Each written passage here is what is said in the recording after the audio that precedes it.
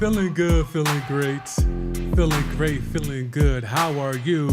Welcome into Timeline T. I am your host, D. Sam D, aka Sam D. Smith Jr.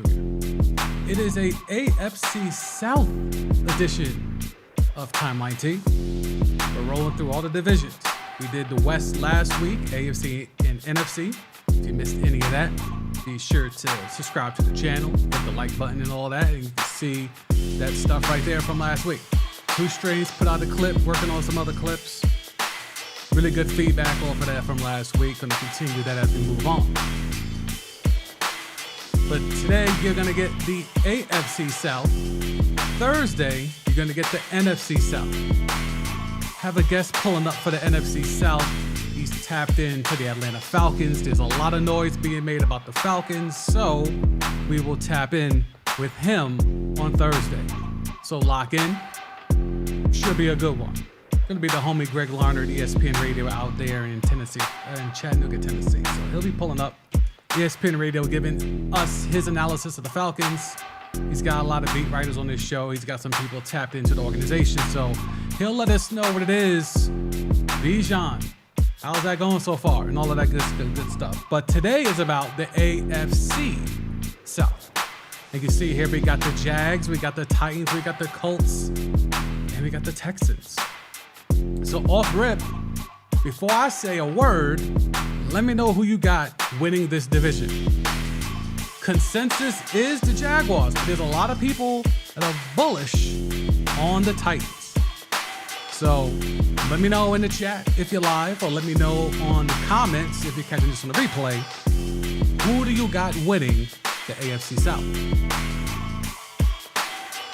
You can kind of see who I got just by the order, but you know, that's just my opinion.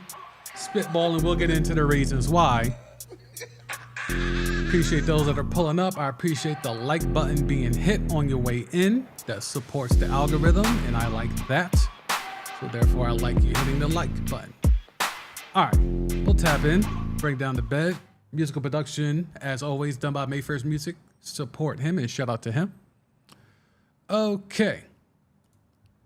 We're going to start with the strength of schedule. Okay, so I like to kind of set a barometer of this is what we're looking for. This is what to look out for. This could help you in betting. This can help you in fantasy. This could help you in just understanding when a team flashes like the Giants last year and everyone's like, oh my God, what an amazing job Dable has done and da-da-da, overlooking the fact that they had the easiest schedule in the league. This is why I do this. So let's look at the schedule and see what we can figure out with this AFC South division. Okay, so I see one team already, because I see the Colts here have the third easiest strength of schedule. Now, again, this is not based off the NFL's own power rankings. As you see here, this is based off Vegas's forecasted win total, okay? Because there's a discrepancy if you go by what the Shield is telling you is your strength of schedule and by Vegas. We like to lean towards Vegas because the NFL knows how to skew the numbers, right? So the Colts have the third easiest schedule in the league. Will that be something that is a factor when it comes to wins and losses?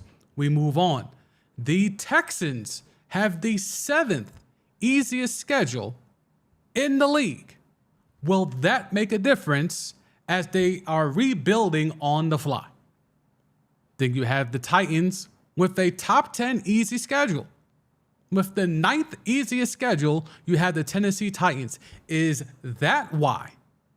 There's a lot of pundits and experts and analysts that are saying, you know what, don't sleep on the Titans. Is it because they have a top 10 easy schedule? We'll talk about it. And then you have the Jaguars, who, in my opinion, are the team to beat with the 12th easiest schedule in the league. So the AFC South has an easy run this year, just like the NFC East last year, where all four teams in the NFC East had the easiest schedules in the league. You're seeing here now the AFC South, and a little foreshadowing towards Thursday, you see here that we got the Saints and the Falcons with the top two easiest schedules for the entire league this year. Will that be a factor? We'll discuss that on Thursday. But tapping into the AFC South, let me know your thoughts. Who do you got winning it? Is there a dark horse? You know, the usual stuff that the people on the 4-Letter Network and all the other shows get aggregated stuff. Let me know in the chat. Let me know in the comments. Derpy's in the house. Was good, Derpy? Derpy, when has any team from the AFC South done anything besides the Colts? Well, if we talk about the Colts historically, sure, with Peyton.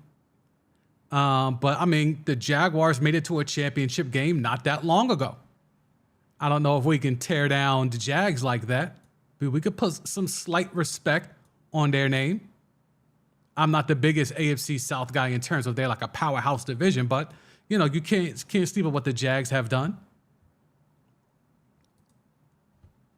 Derpy, I'm going Titans because the Jags defense is their defense. Okay, I see the vision. The Jags defense is certainly not something that's special. It certainly is lacking big-time playmakers, and we will definitely tap into that. Titans, I can see it. I think D-Hop has a, you know what, let me hold off. Let me hold off. We'll wait. Because I am going to start with the Jaguars first. Corey's in the house. What's good, Corey? Jags division to lose. Okay, so he is rolling with the Jags, as am I. So let's go ahead and just tap right into it. So the Jacksonville Jaguars, a lot is to be made of Trevor Lawrence. A lot is expected of Trevor Lawrence. But when we're looking at what this Jacksonville Jaguars team, does it begin and end with Trevor Lawrence? You know, in the top 100, the NFL, you know, the players vote on the top 100. Trevor Lawrence was the 14th quarterback. It's a jury of his own peers. Tua was over him, according to players.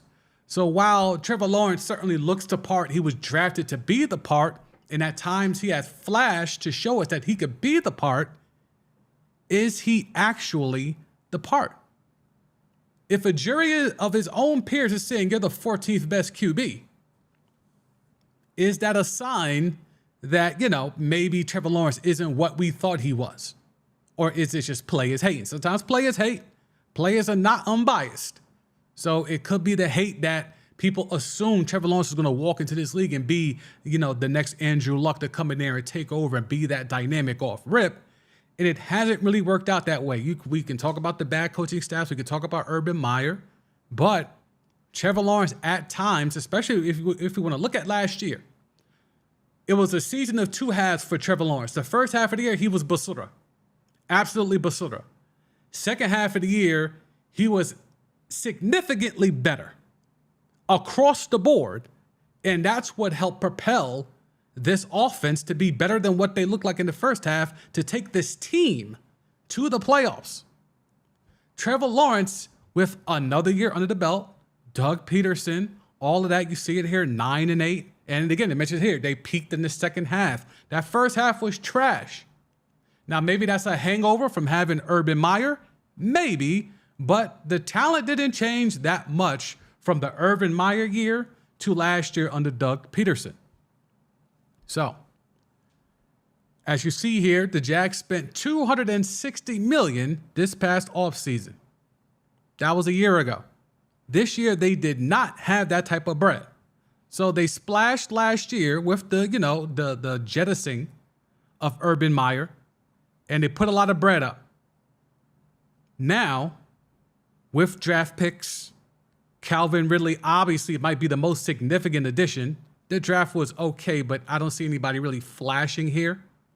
But in terms of offseason, you have to go Calvin Ridley. The problem is Calvin Ridley hasn't played since 2021. Everyone says he looks good, but I'm going to hold off because dude literally hasn't played in almost 2 years. 2 years to the date, damn near. So Calvin Ridley, if he can resume what he was a guy that, again, another guy that looked the part, potentially could be a number one wide receiver. At first, it looked like he was just piggybacking off of what Julio was, all the attention Julio was garnering. But Even when Julio was out, he was able to step up and put numbers up. So Calvin Ridley has the look of a guy that could be a number one wide receiver. Now, is he going to be a top tier number one? I don't think so. But he could certainly be a top half of the league number one. It's 32 teams. You telling me he can't be the 16th best number one wide receiver? Now you pair him with Christian Kirk and, they got some weapons, Jones Jr. and all of that. Like there's some things there that they could work on.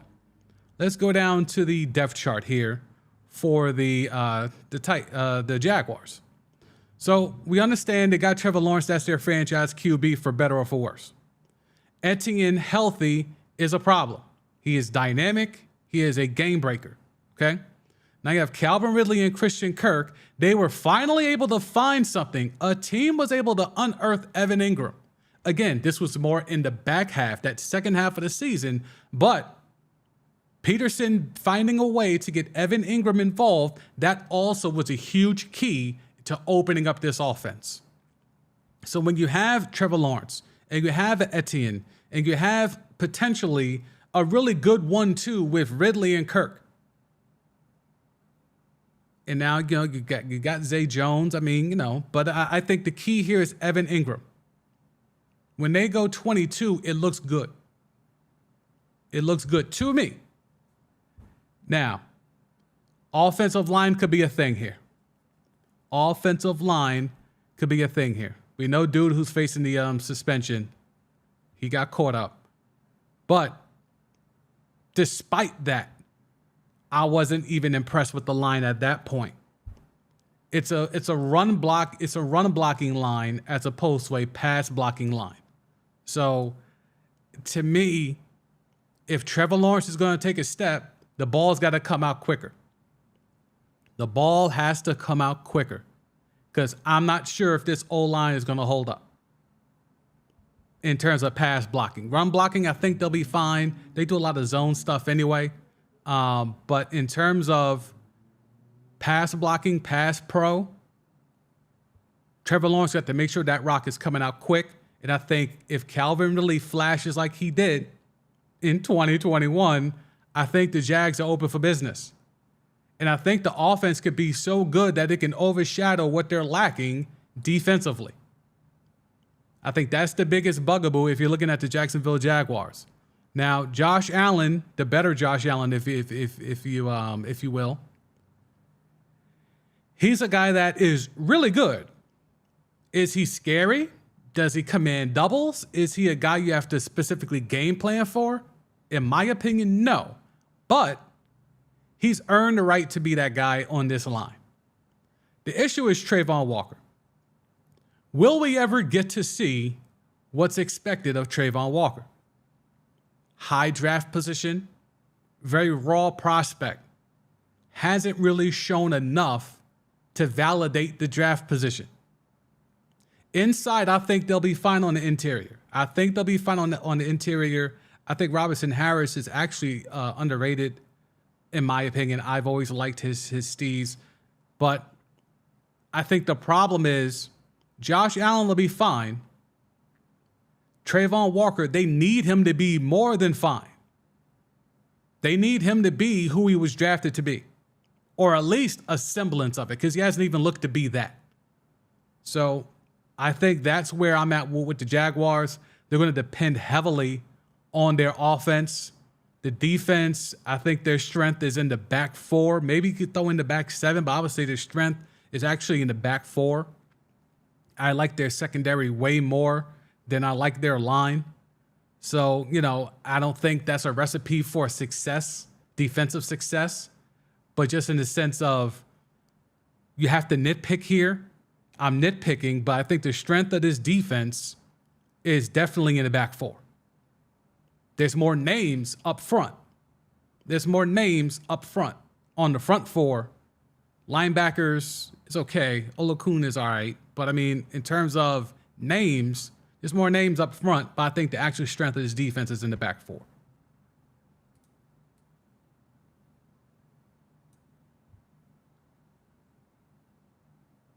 Corey, breaking news here. Zeke to New England. Okay. Okay, we'll tap into that. I'll check the timeline for that. Evian is a bust. I mean, to me, I'm not even counting him, to be quite honest with you. I think the bigger bust is Walker right now, in my opinion. You know.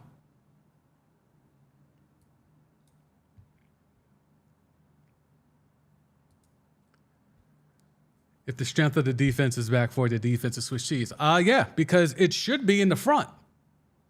Interior lines, more so, but just a front four or front three, if you're silly enough to do a 3-4. The front four, to me, should be where the strength of your defense is, because it's the place closest to the rock. It starts there. If you can be disruptive right where the ball is, I'll take my chances there. Then, I have no pass rush, no push in the middle, and I got to pray that my DBs can cover for, 6 to 7 seconds every play. So I think that's where the problem lies in Jacksonville. I could be wrong. If you feel I'm wrong, light it up in the chat, or if you're catching this on the replay, light it up in the comments. But in my opinion, I think the Jags, their success obviously is dependent on the offense, because they have the skill position players now, especially if Calvin Ridley goes back to his 2021 form with damn near 2 years off. I think the O-line potentially could hold up, but again, I'm just not a fan. I'm just not a fan of that O-line, but I think they'll be good enough, and this division is bad enough on the back end with the Colts and the Texans potentially both being really mid, that I think the Jaguars can still take this division. So let's go to where we at? Over-unders? Yeah, over-unders. Okay. Vegas has Jacksonville 9.5 games. 9.5. Over seems to be the big favorite here. Plus, minus 150 is that's 1.5. That's a pretty good favorite. So the question is, 9.5 wins. Over, under. Are you taking the Jags over, under 9.5 wins? Because, again, we look at that strength of schedule. They have the 12th easiest schedule. So amongst their division, they have the hardest schedule. They have a first place schedule, right? So 12th easiest schedule despite having a first place schedule. 9.5 is the line. They were 9-8 last year. Are they one game better than last year? Let me know in the comments as we tabulate on that. And then we'll move on to who I think will be the second place team in this division, the Tennessee Titans. Tennessee. There is a lot to be talked about here. There's a few things off top. We can talk about, is this the end for Derrick Henry? Is this the end for Ryan Tannehill? It certainly looks so more for Tannehill than Derrick Henry, but there is a really solid chance that this could be Derrick Henry's last year as a Titan. With all that being said, they've brought in DeAndre Hopkins. I think D-Hop has a lot more left than what people have been insinuating this entire offseason. Now, is he Texans D-Hop? No. But I still think, much like Calvin Ridley could be top half number one, I think D-Hop could be top half number one in this league. I don't think he's eroded. Normally Tennessee historically has been the place where older wide receivers go to die. Andre Johnson, Randy Moss, and then even Julio Jones. I'm not putting DeAndre Hopkins in that same camp. I'm not putting D-Hop in that same category. He is not as washed as those other three guys were. Those other three receivers, Moss, Andre Johnson, and Julio, were way past their prime. Way past. D-Hop is not.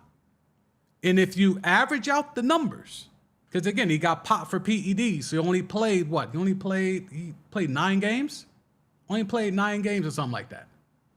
If you average out what he did once he came back to a full season, he had over 1,300 yards. If you average it out for an entire year. So while if you remember in the offseason, there were a lot of pundits, there were a lot of evaluators, scouts, insiders that said, no, D-Hop is washed. That's why he's not signed yet. It's because he's washed. He can't run the routes no more. He can't beat nobody deep, et cetera, et cetera, et cetera. If you look at what was put on tape last year, I don't see that. Now, D-Hop is not the greatest when it comes to practice. He's not, he's not going to be the rah-rah guy. He's not going to be the leader guy. But he shows up on Sundays. And when he shows up, he balls out, usually, depending on the quarterback. So now we assume he's coming into a situation where it's going to be Ryan Tannehill. It could be potentially Malik Willis. And if all things go to hell, it could be Will Levis. But D-Hop, with competent QB play, with Treylon Burke on the other side, with a good young tight end, and Derrick Henry in the backfield, that should be a good offense. Should. Now, there's some reason why it can't be, or it might not be. Number one, Ryan Tannehill. He could be the reason why they ascend, and he could be the reason that they descend. And that, in a nutshell, is what it is to have Ryan Tannehill as your starting franchise QB. And that's why they went out there 2 years ago and got Malik Willis, and that's why this past year they went out there and got Will Levis. So, if Ryan Tannehill can flash with, I think, a still really good D-Hop, with Burks on the other side, good young tight end, and King Henry in the backfield. Now the problem number two, is the O-line. They went out there and got Skronsky in the draft. That was a good addition, but there's a lot of holes to be plugged on this O-line.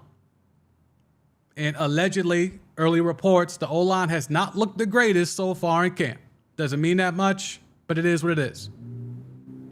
So if that is now going to be a weakness, we know they can run block because of Derrick Henry, right? They can run block.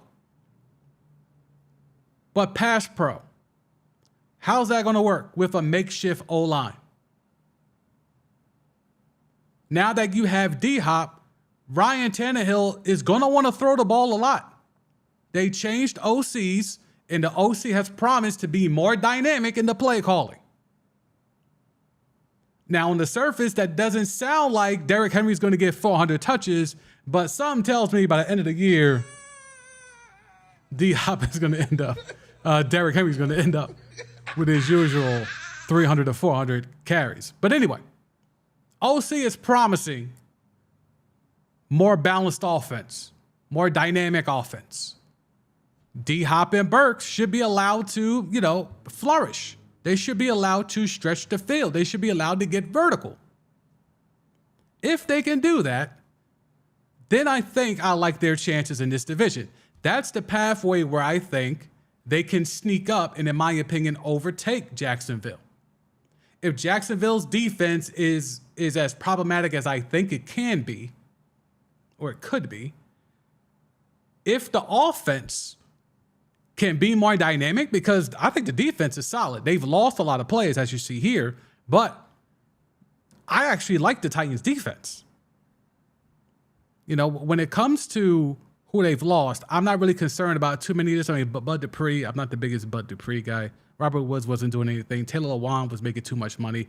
You can make cases for all the people. Let me see, pulled up on the screen. You can make cases for all these people that they've lost, right? Again, Dupree, Woods, Taylor Lewan, Austin Hooper. Josh Dobbs. Come on. It's there's actual pertinent reasons for those guys to be let go. However, with what's left and with what's remaining, as we get to the depth chart, this is where you're going to have to see how does this work? Because obviously, offensively, look, they got Treylon Burks, who, again, I think Burks is really good. He's not number one good to me, so I think having D-Hop across from him will do wonders for him and open up some lanes for him. King Henry is King Henry.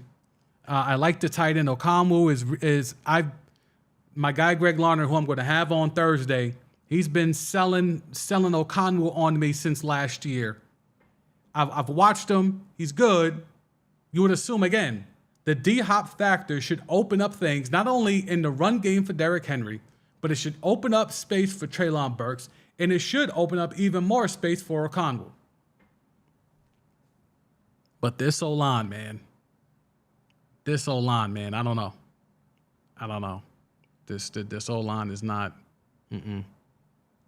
Now, defensively, I think this is where they got the Jags beat. And this is why I could see why people think the Titans could actually overtake the Jags. Because let's start with Jeffrey Simmons. He's not, but arguably the best interior lineman in the league. They gave him his money. He's in the fold. He's a game disruptor. Okay? And I think they funnel everything through him as they should. And he's just excelled. So I think Jeffrey Simmons anchoring that line, now everything else gets to funnel back. I like the back four. A little long in the tooth in the safeties. But I like the back four. But to me, it begins and ends with Jeffrey Simmons. If he's going to be the disruptor that we know him to be, I think that's where the Titans' defense begins and ends. Everything else feeds off of what Jeffrey Simmons is able to do in that middle. So I think that's the difference between the Titans and the Jags. The Jags don't have someone on that line who is a disruptor. They have drafted people to be that, but it hasn't worked. Josh Allen is good, but he's no Jeffrey Simmons. I know different positions, but in terms of impact on the game, teams fear Jeffrey Simmons. They do not fear Josh Allen. So, where does this put us with the Tennessee Titans? Let's look at what Vegas thinks. Titans, 7.5 wins over under. Let me know live in the chat, on the replay in the comments, over under Titans 7.5 games.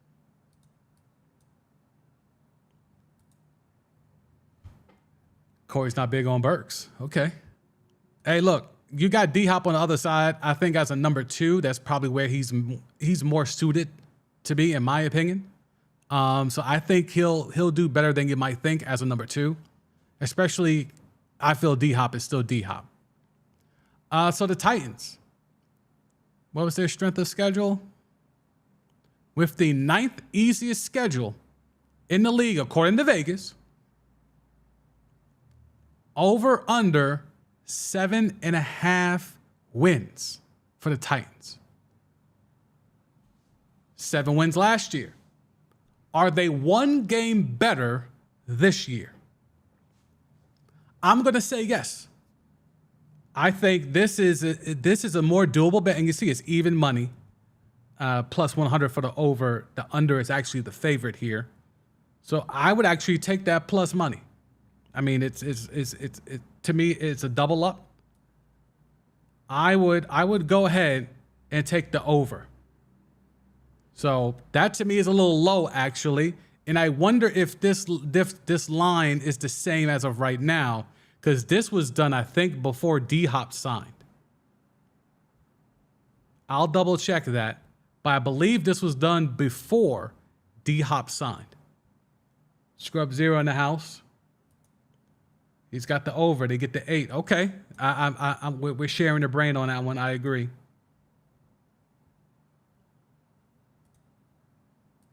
Could we draft any number 2 wide receiver in the first is crazy. Yes, it is. And I think the problem is that there's an over.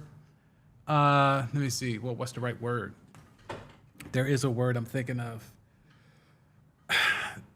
Because the passing game has become so prevalent in today's NFL, there's been a over over-promising and under-delivering of just keep drafting receivers. And one of them's bound to pan out. Now, I was never the biggest Burks guy anyway, but then when you see where he went, you knew he was going to be handcuffed. Like, certain wide receivers, they're going to be nice no matter where they go. It doesn't matter, right? They're going to get open.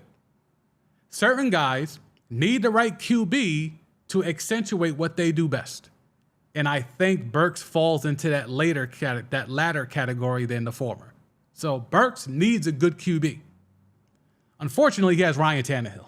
Okay, so, I mean, he'll make the most of it. But I think as a number 2, with D-Hop on the other side, assuming D-Hop is still that dude, or at least close to being that dude, I think that's enough to open things up for Burke on the backside. Pause. Yeah, I'll go with that. Oversaturation. I like that word. It's, yeah, because, like, back in the days, right, teams used to draft running backs all the time, right? That was because the running game was the thing. So every year, teams would draft the running backs no matter what. Even if they had a big time, no doubt RB1, they still just draft the running backs because you just need running backs. Today, it's flipped to where you just need receivers. So we're going to keep drafting receivers, and so we always have a stockpile of receivers. And sometimes people overanalyze these receivers. Instead of looking for the key things of, 1, can the boy catch? Okay. 2, can he run clean routes? 3, can he get separation? Those are the easiest 3 things to try to navigate when you're looking at a receiver when you don't know nothing about him. Can the boy catch? How are the hands? All right, he can catch? All right, cool. How's his route running? Oh, he can run routes? Okay, cool. Now, can he get open? Okay, can the man get open? That's just the bare bones. Then after that, now you're talking about catch radius, yak, all that other shit, but just the bare bones fundamentals. Can he catch? Does he know how to run routes clean?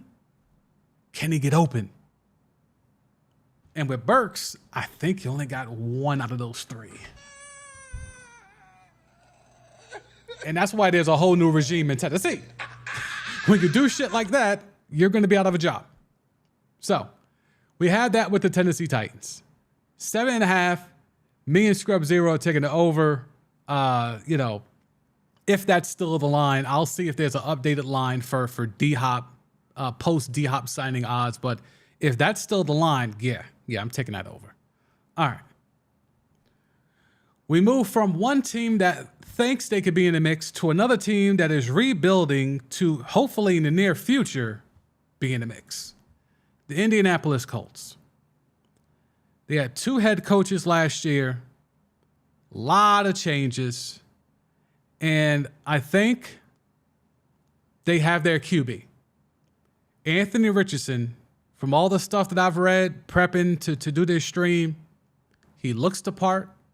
Yeah, I know there was a viral clip where he had a lot of picks or whatever, but in terms of people that are there on the ground every day, they're saying he looks the part. And he's playing like the part.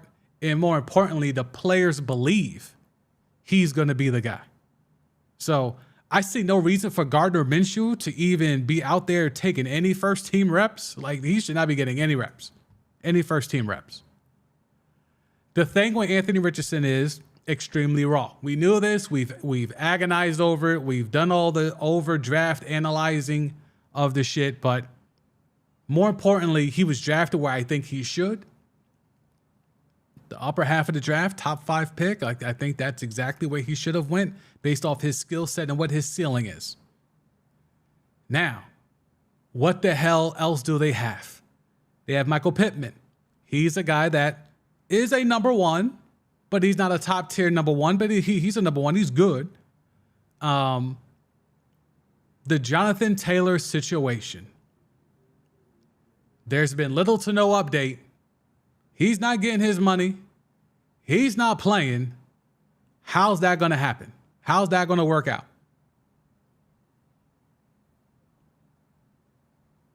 That Gilmore trade still bothers me, but it is what it is.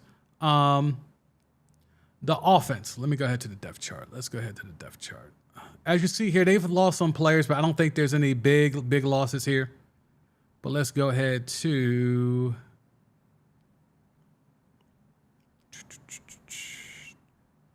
Come on.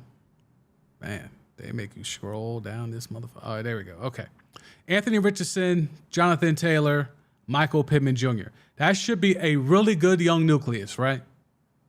Should be a really good young nucleus. They bring in McKenzie. Pierce is okay, but I think that's where the problem is. You got Michael Pittman, but that number two wide receiver spot, that's where the problem is in Indy. That's where the issue lies, because Pittman's going to do what he does. He may not be the biggest game-breaking number one wide receiver, but he's still a number one wide receiver, so he's going to get the attention.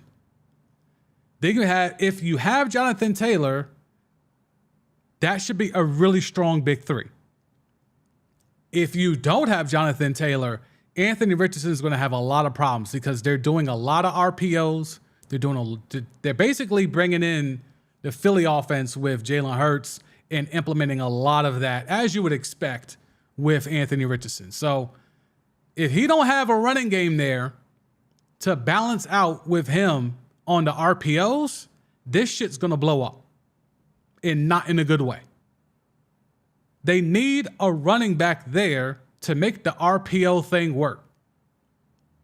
Jalen Hurts without a running game would not be the dude we've watched for the last year and a half to 2 years.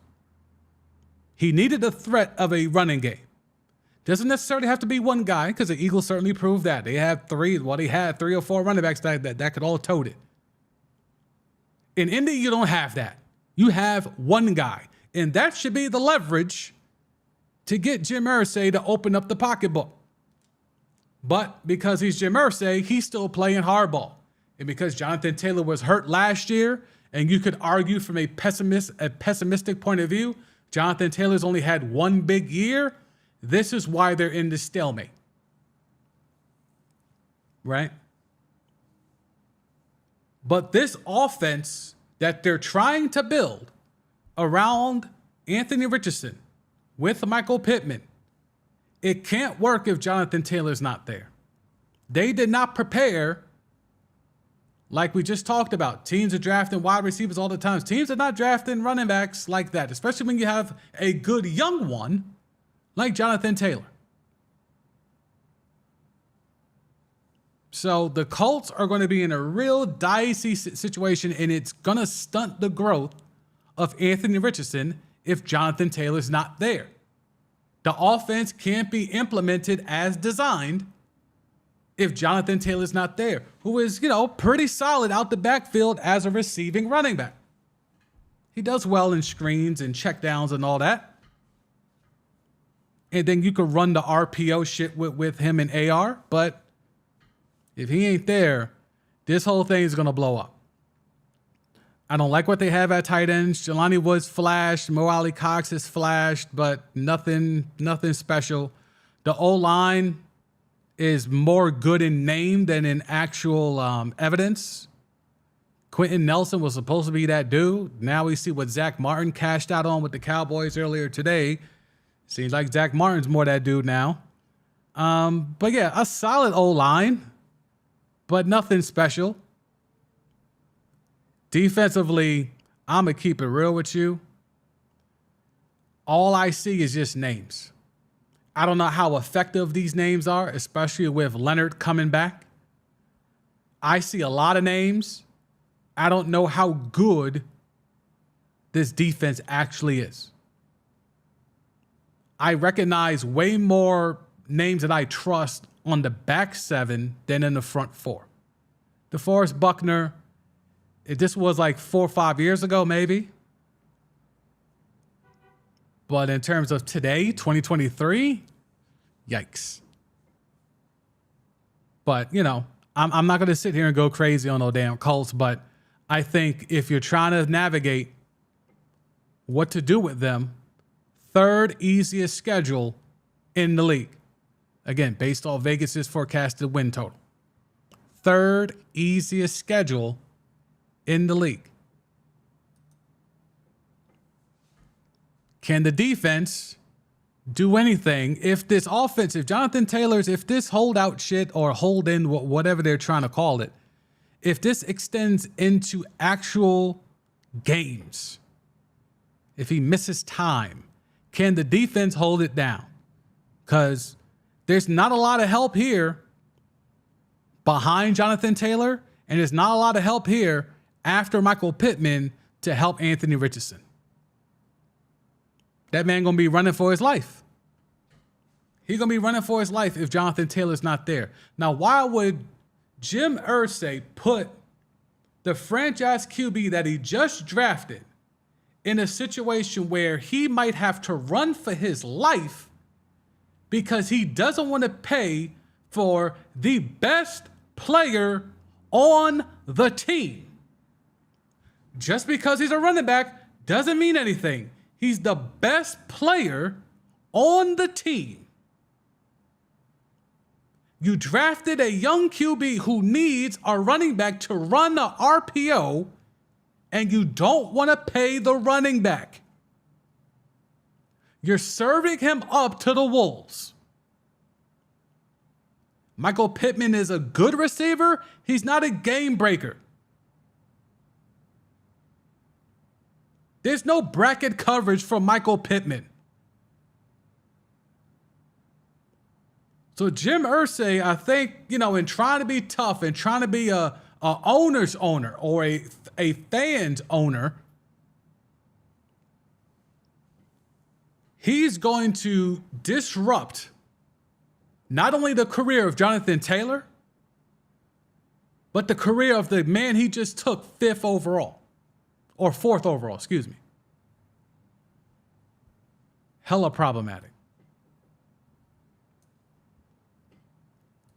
Scrub Zero. Without Jonathan Taylor, the Colts going to get their faces kicked in. And that's with the third easiest schedule in the league, allegedly. And that's the issue there. They could flash like the Giants if they play this right. They could flash with the third easiest schedule. And then you have AR5, Jonathan Taylor, Michael Pittman, maybe slightly above average O-line. And then the defense that, if Leonard comes back like Leonard from a few years ago, then okay, maybe the defense will be better than what I think they are. But there's enough names here to get it done. They just need a full complement on offense. But Jim Irsay is looking like he's not trying to do that shit. He's not trying to play that. And that's where, fandom is a mental illness. If you can support that team and keep putting money in that man's pocket when he is openly making sure Anthony Richardson's career starts off in the worst way imaginable by not paying the best player on the team, Jonathan Taylor, then why'd you take him at 4? You knew Jonathan Taylor wanted his money. You admitted as such in January and February of this year. Maybe you should have took Bijan. You should have took Bijan at 4 then. Or trade down, let someone else jump up and take Anthony Richardson in, assuming you could have landed safely in the top 10 again, or maybe right outside the top 10, you could have took Bijan.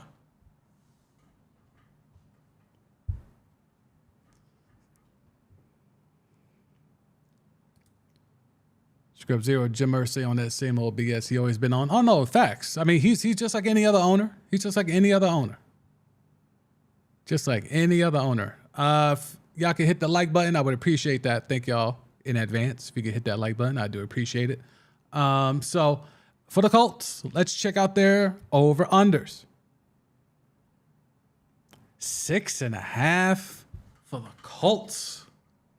The over is the favorite. 6.5 is a big number. 7 games. And you know why that number is that? It's because Vegas ain't stupid. They see the strength of schedule as well. Third easiest schedule in the league. Colts, over under 6.5. What do you got? You going over or under? Can they win 7 games? Let me know in the chat. Or if you're catching this on the replay, let me know in the comments. That's 6 games. If there's no Jonathan Taylor, you have to take the under.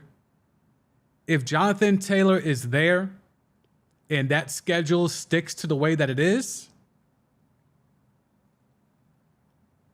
I would consider the over. But if Jonathan Taylor's going to miss actual games, then yeah, you have to take the under. Unless, AR5, Anthony Richardson is just that dude, and he's going to get his, early Cam Newton on and just be a one-man wrecking crew, which is possible. But in an easy schedule, if Anthony Richardson is him,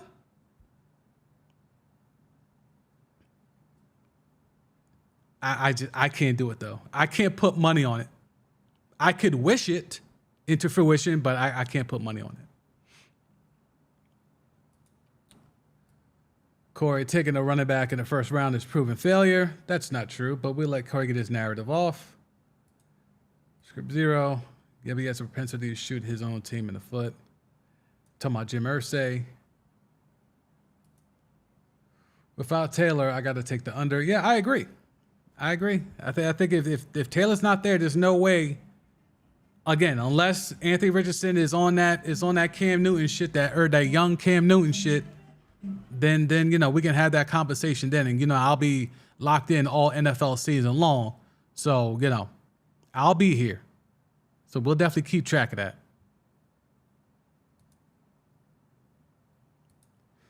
Script 0. I may still take the under with Taylor, but I can see them still in some early wins to get over 6.5. Yeah, I think that's where that third easiest schedule, that's where it stems from to me. That matters. Like I said, they really could be the Giants.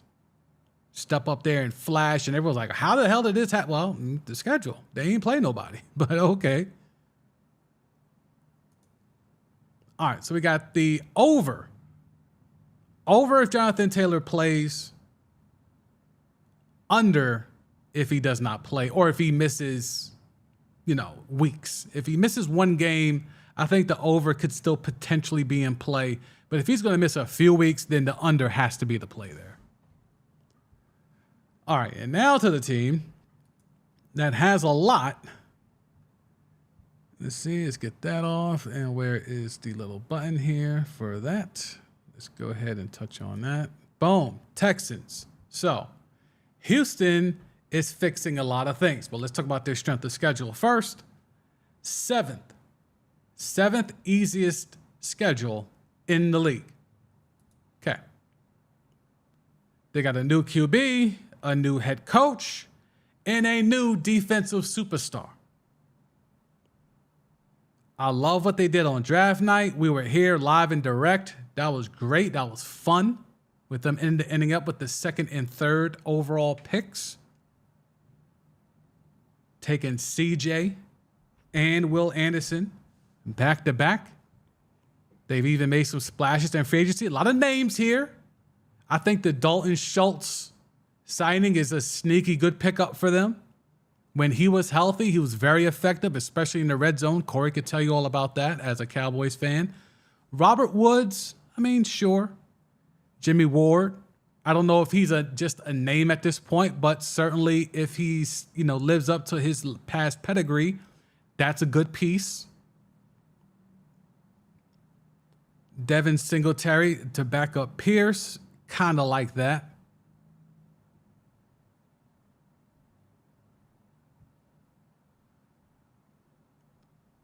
Okay, so let's get to the depth chart. Good Lord, I hate they make you scroll so far. Obviously, C.J. Stroud, Will Anderson. Okay.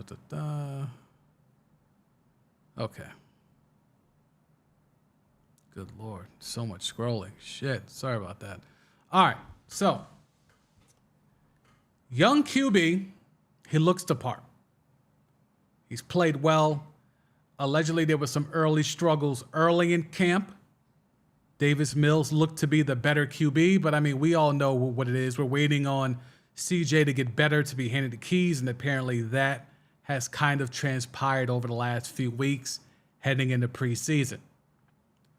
One thing with CJ that was a bugaboo was his release and how long it was. Pause. How long it took him to get rid of the rock. They've worked extensively on that by all reports, and he has made a lot of strides in that area. So CJ's getting the rock out quicker. The decision making is, his mental clock has been sped up. So he's getting up to speed faster and quicker than what he was in college, okay? So you would hope to see that development. So far, early reports is that development has happened, all right? Dameon Pierce is a good running back. How good? That remains to be seen, but he certainly looked the part last year. I think Devin Singletary is a safe backup. Here's where it gets interesting, is the wide receiver position. Nico Collins. Can he be a 1? Can he be a 1? And can he be consistent as a 1? Or should we take it a step back and just say, can Nico Collins just be consistent?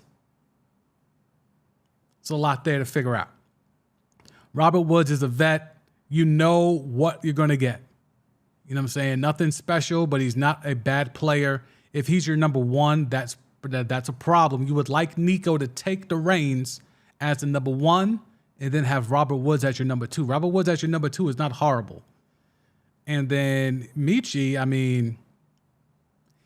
and Dell are kind of two variables I don't know what to deal with. We know Dell's got the speed. That was the dude that was handpicked by CJ, right? Like, we know he's got the burners. Can he catch? I don't know. I mean, we'll see.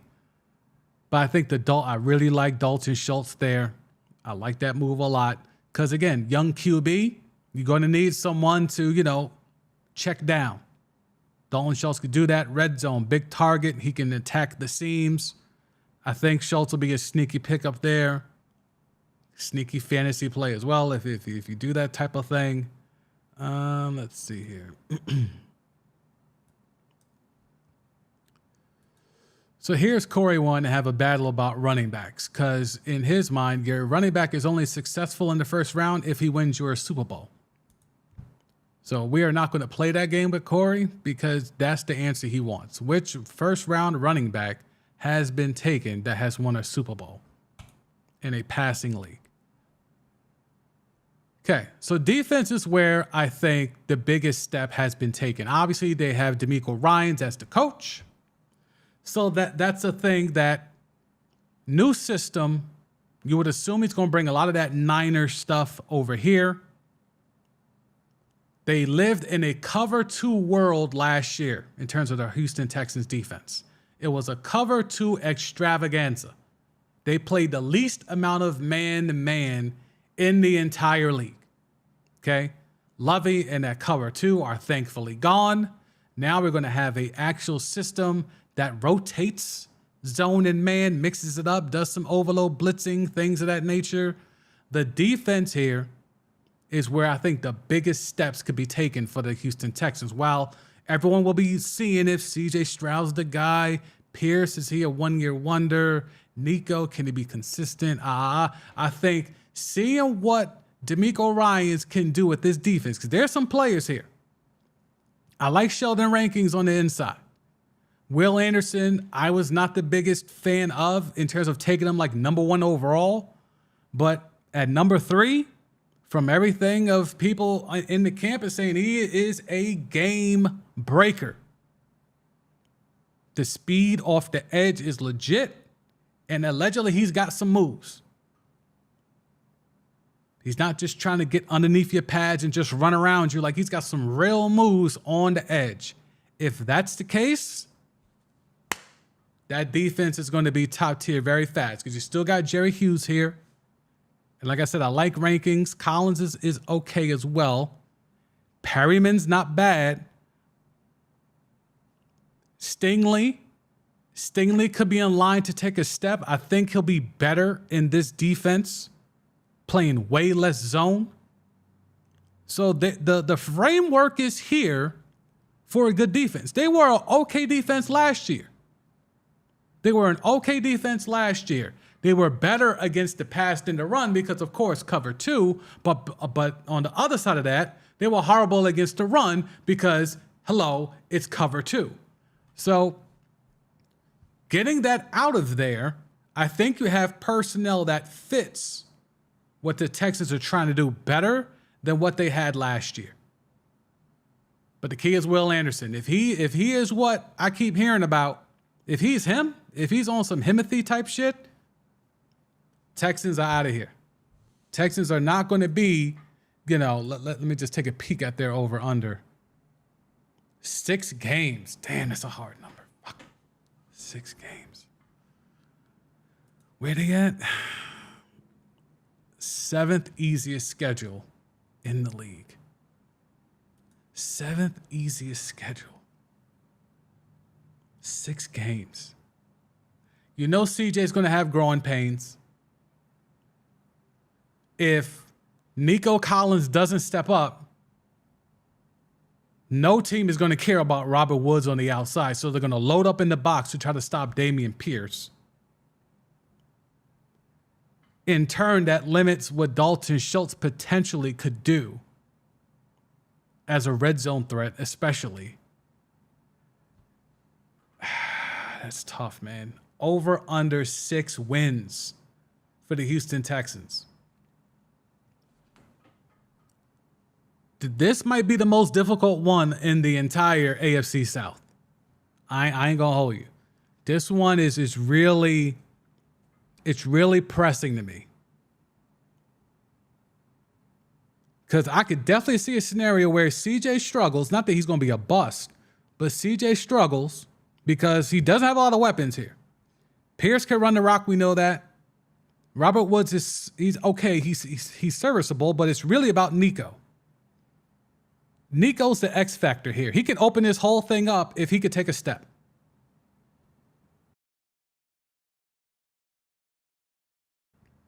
If Nico can't take a step, then, we've seen teams have Robert Woods as their number 1, and none of them have fared well offensively.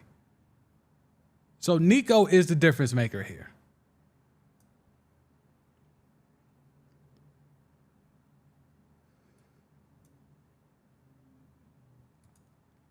Yeah, Corey just wants to get into a debate so he can feel that he's right about running backs because he is like the media and NFL front offices in devaluing running backs. Scripted 6 even. Yeah, that's the line. That's the line. Again, I don't know if this is current like to the day, but this was put out, when did they put this out? August 1st. So as of about a week ago, 2 weeks ago now, that was the line. Maybe it's shifted now that the Texans have played a couple of preseason games, but 6 is the number. With the 7th easiest schedule in the league, over under 6 wins for the Houston Texans. Damn. They'll have 2 games against the Colts. They should split there. They've played the Jaguars surprisingly well in the Trevor Lawrence era. They could get a split there. I don't know if they could get a split with the Titans. If they can be 500 in their division, there's your 3 wins. Then it's a matter of, with a top 10 easy schedule, can they find 3 more wins, or in this case, 4 more wins if you're taking it over? This is the most difficult one. I'm not sure how to call it. Let me see if y'all got something to say in the chat. Scrub Zero. I think they could win 5 to 7 games, but that number at 6 even is very difficult to pick over under. Yeah, that's kind of, this is why Vegas looks like Vegas, because they find a way to win. The house always wins. They know how to set the line to entice you. But I'm definitely not putting no money on this. It's just too close. It's too on the nose. I'll go under. I'll go under. I'll play it safe and assume they'll get 5. 5-12. Good rebuild year. CJ flashes. Maybe Nico flashes, but not enough. Like, I think there's more actual reasons why they would be under than over. So let's see. We got that out the way. Let me figure this out since we got some. Corey said Zeke is now a Patriot. So let's see if we can pull that up. Who's our guy? We'll go with Dove first.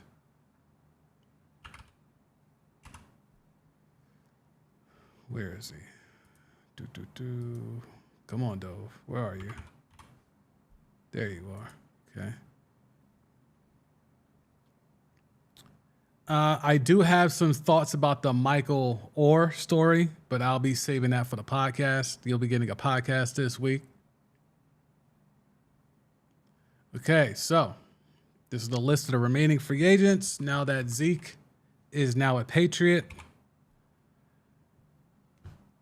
Dalvin Cook, obviously Fournette, Kareem Hunt. Kareem Hunt had a visit with, who did he go to last week? I think it was a team in this division. It was a team in the AFC South. Was it the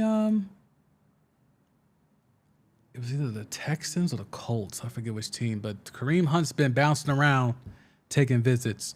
J.D. McKissick, Rick Spread. I think all after Kareem Hunt, these are not names you're shocked that are still free agents.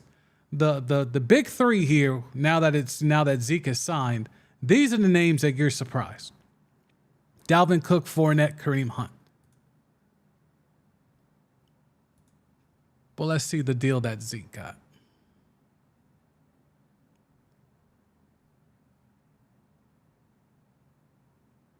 Do we have any numbers on what Zeke got?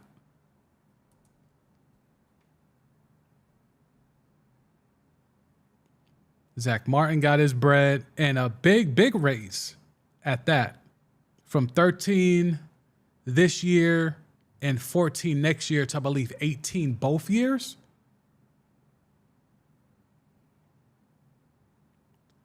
Okay. 1 year deal worth up to $6 million.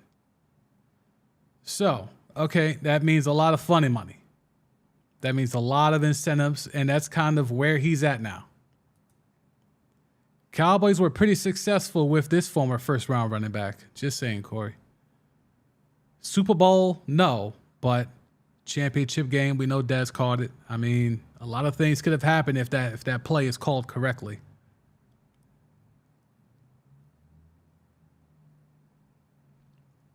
I was trying to get to the... Oh, Zach Taylor, who's been away from the team getting this rehab, is back today. He remains on the PUP list, and the stance has not changed. Okay, so Jonathan Taylor is back. And additional rehab on his ankle. I'm telling you, that video we had up here a couple of weeks ago, and I think Scrub Zero was here that day. Like, that video, that dude looked like he was definitely hurt, bruh. He definitely was holding something. Something was hurting. All right, so we have that. Zeke is in the fold. He is a Patriot. That's clearly not the team he wanted to be at, but it's all good. Anything else? That is a nasty Photoshop. Whoever did that Photoshop is really nasty.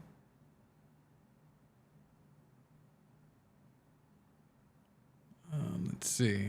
I think that's about does it. I find this to be hilarious of all the QBs who keep saying no to the quarterback series. Like, Vanilla Vic, why would anybody want to watch your life? Like, why would anyone want to watch? Like, I had a hard time pushing through those Kirk Cousins and Mariota segments. Netflix, I'm telling you right now, if Danny Dimes would have, co-signed and been a part of it, I would have been fast forwarding all of his sections. Like, I have no interest in his backstory I don't care about his wife if he even has one. I have little to no interest in Danny Dimes. Absolutely not. And this is where this show could really trick itself off, because Peyton is of the notion that people care about quarterbacks overall. Not really.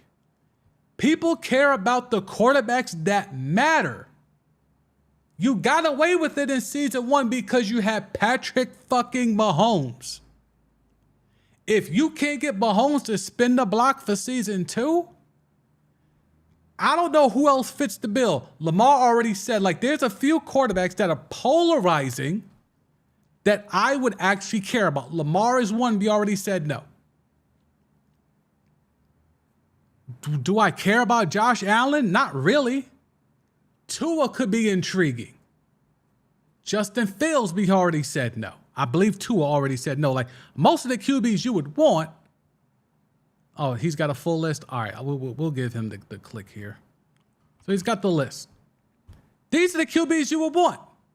Justin Fields, Lamar Jackson, Jalen Hurts, Trevor Lawrence. I'll be intrigued by Trevor Lawrence. Tua, Jimmy G, I got no interest in. Dak, I mean, I'll let Corey call that one. But yeah, Danny Dimes, nah. Sam Howell. Now, Sam Howell, because of the team around him, I could see him in that Mariota role. I wouldn't be mad at a Sam Howell. But, you know. And Matthew Stafford, nah, I don't give a damn about no damn Matthew Stafford. Like, it worked because you had the best QB in the sport giving you unprecedented inside access to his life. And oh, by the way, they won a Super Bowl. Like, Justin Herbert said he hasn't been approached about it and he doesn't think he'll be an interesting fit. I wouldn't mind Jay Herbo. He could be the Kirk Cousins role. He could be the Kirk Cousins role. Like, even though it'll be a bunch of silly shit, Aaron Rodgers, A-Raj, he could be in that Mahomes fix. If you can't get Mahomes, bring in Aaron Rodgers. Aaron Rodgers, Jay Herbo, and, you know, let's see. Maybe one of the rookies. Maybe one of the rookies.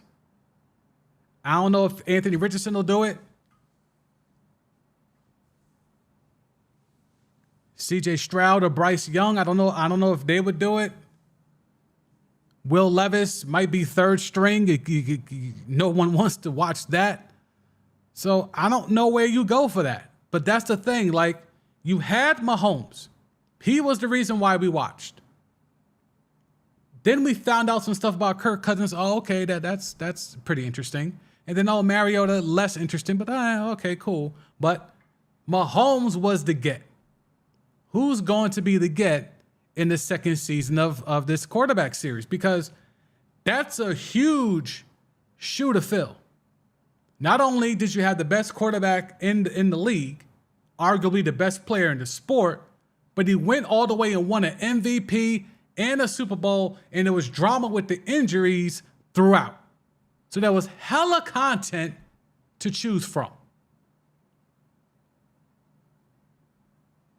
If you have an Aaron Rodgers, you got a lot of content there potentially. If you go with what they're saying here of Jay Herbo's been asked, but he doesn't think he'll be a part of it, I say trust the man.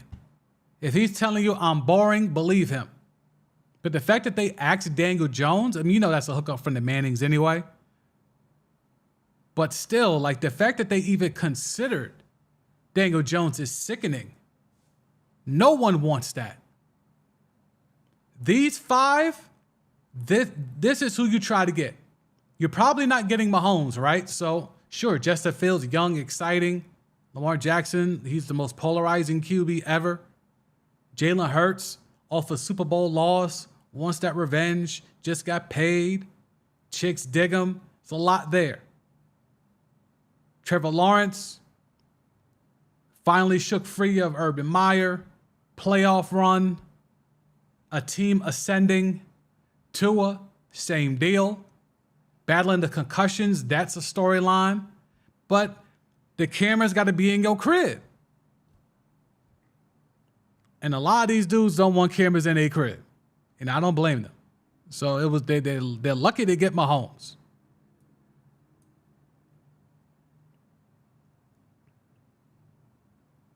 Oh, Scrubzio's taking it over on the Texans. Okay, I dig it. Let me get that. Let's take that off since we're done with the Texans. I think they finished third in the South. Okay, so then that means, I'm assuming that means you got the Colts finishing last.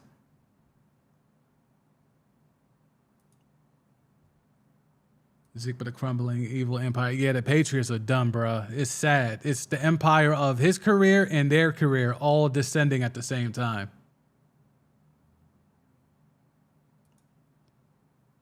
Daniel Jones is born as fucking even more real than Ewok was. And yes, and that's saying something. And that is a true feat in itself.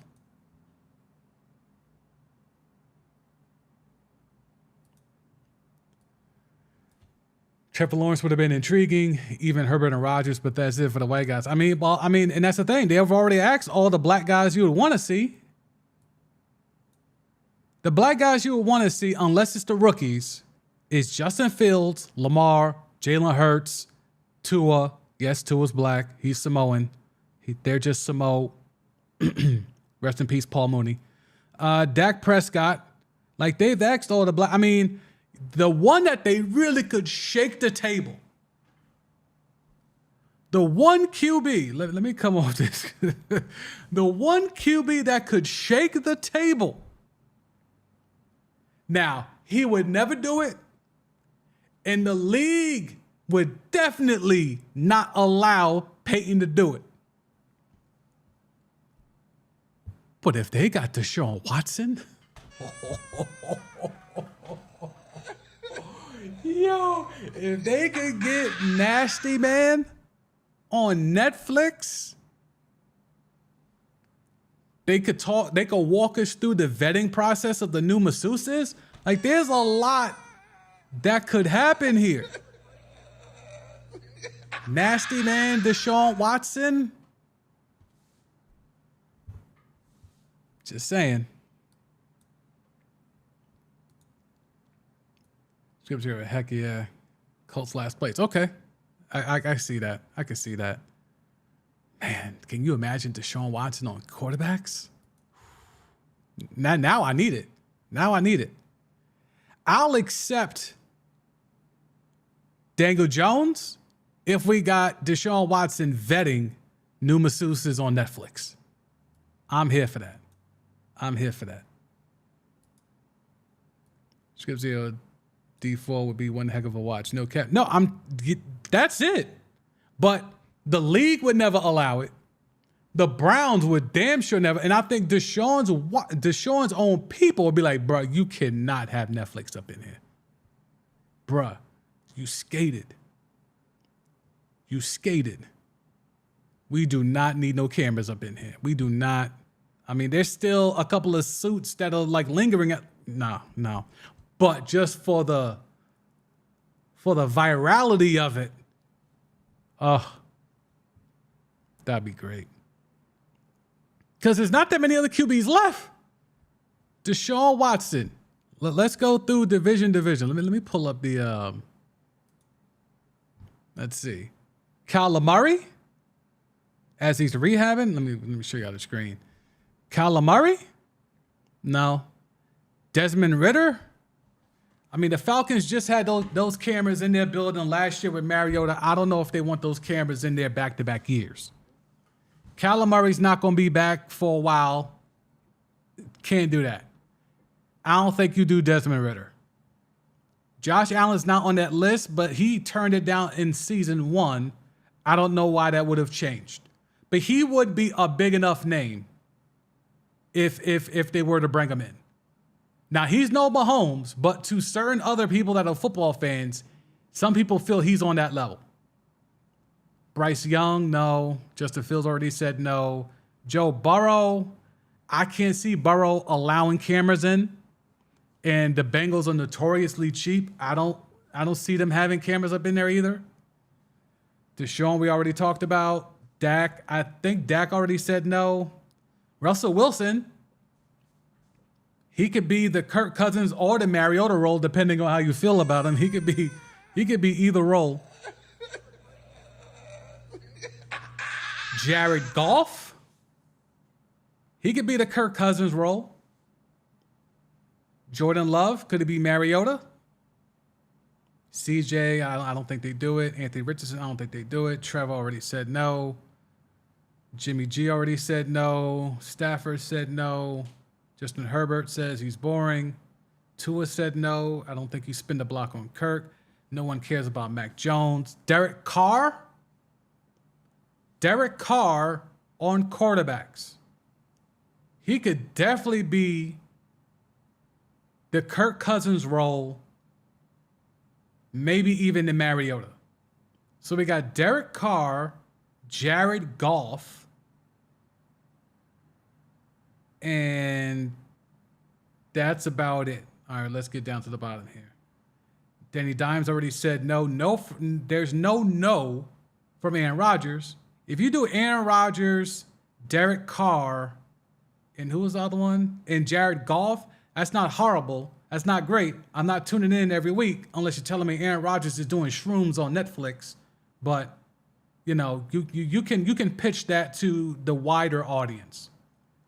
Kenny Pickens, nobody doing that. Brock Purdy? Nah, he's not even, I mean, we don't even know he's going to be starting week 1. Geno? Can't sell that with Geno as being the face. Tampa Bay, we don't even know who the QB is. Kyle Trask getting that love. Tannehill loves attention. Tannehill would do it. I don't know if anyone's going to ask him, though. But I think Tannehill would do it. And then Sam Howell already said no. So there's slim pickings. The best QB that hasn't said no yet is Aaron Rodgers, and you could argue Josh Allen, even though he said no to season 1. That doesn't mean he said no to season 2, but he said no to season 1. Joe Burrow as well said no to season 1. I guess that means that carries over to season 2. So let's assume that carries over. So that means no Josh Allen, no Joe Burrow. So yeah, it's just Russell Wilson, Aaron Rodgers, Russell Wilson, Jared Goff, Derek Carr.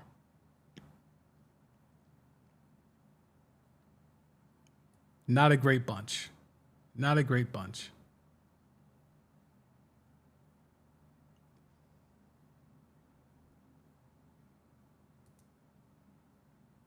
Ciara Wilson on the show. I mean, hopefully we see more Ciara than Russell. I mean, I'm all about that. I'm all about that.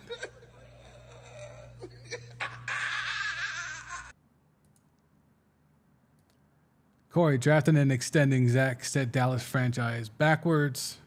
You sure it was that and not the defense being ass all them years? Script Zero, I mean, remember guy had to cover too? You sure? You sure that that's not as much to blame as Zeke? But anyway, Scrub Zero, I would watch for Big Geno, but he's not going to sell much. Well, that's the problem. You need Aaron Rodgers. But the thing is, with Hard Knocks, and we saw how adamant the Jets were about not wanting Hard Knocks, if you now try to bring NFL films in there for the entire season, I mean, Salah's in a position to say no, but he really should understand it's not his show anymore. That team goes as Aaron Rodgers goes until he walks away in 2 years. But that will be interesting. Yeah, there's no names. Unless you convince someone who said no season 1 to spin the block. Derek Carr, Aaron Rodgers, and Geno. I'm not mad at that. Aaron Rodgers could be the Mahomes. Geno could be Kirk Cousins, and then Derek Carr could be Mariota. It's not horrible. Aaron Rodgers will sell it. And then you hope Geno could give you some quotes, because Geno is a good quote. He'll give you some quotables. And then Derek Carr with all his missionary stuff. Pause. Missionary as in he'll fill in some of that stuff that Kirk Cousins left behind. If you know, you know. All right, so that's that. I think we did good there. Let's see. Do we have anything else we could tap into? Where are we at here?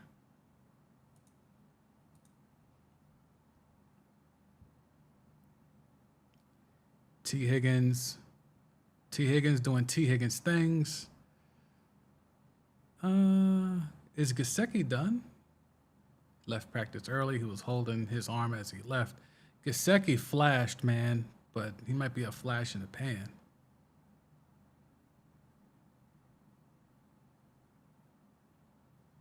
I said this on the Elon app.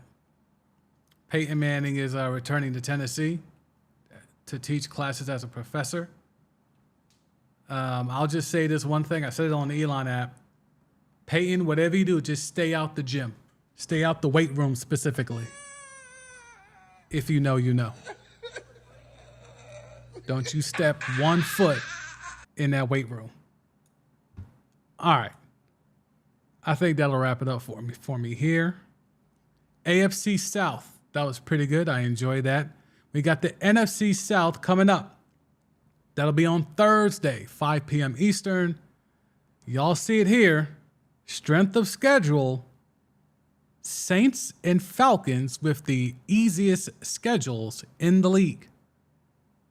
Panthers not that far behind, by the way. So 3 out of the 4 in that division, easiest schedules in the league. We'll talk about that more on Thursday. We'll have the homie from ESPN Radio, Greg Larner, pulling up. He'll give us a lot of stuff on the Falcons. He's tapped in with them, covering them out there. So it's going to be interesting. It's going to be interesting to see how that goes. I'm looking forward to that. Scrub Zero, Peyton going back to do what? He's going to be, I think he's going to be an adjunct professor.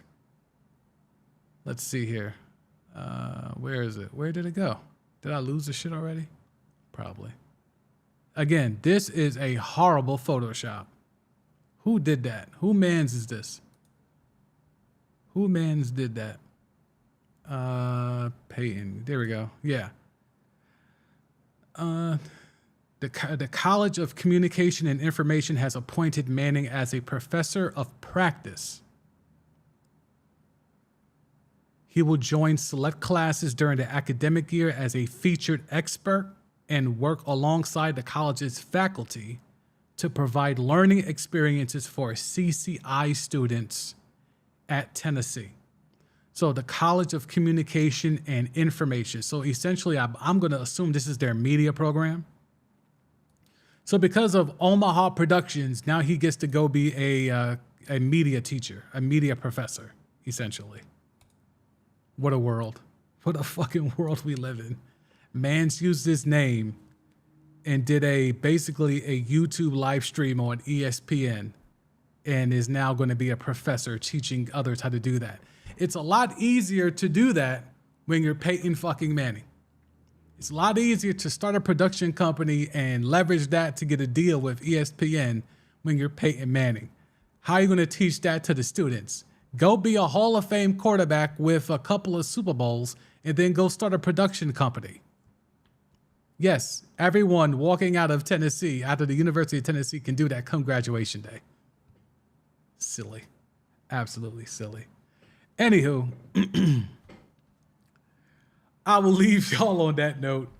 The CMD podcast comes back this week, so if you haven't tapped in, subscribe on audio or visual, whichever floats your boat.